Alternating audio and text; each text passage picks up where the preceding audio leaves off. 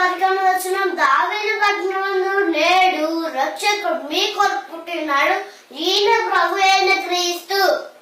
యేసు ఎందుకు పుట్టాడు? మన పాపాల నుంచి విడిపించి పరలోకం చేస్తానికి పుట్టాడు.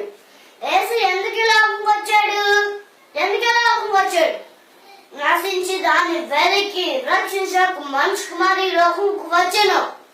పాపంలో చుపోతున్న మనల్ని రక్షించి పరలోకం చేర్చడానికి వచ్చాడు. క్రిస్మస్ అంటే క్రీస్తు, మాస్ అంటే ఆరాధన, క్రీస్తు ఆరాధన. క్రిస్మస్ అంటే కొత్త బట్టలు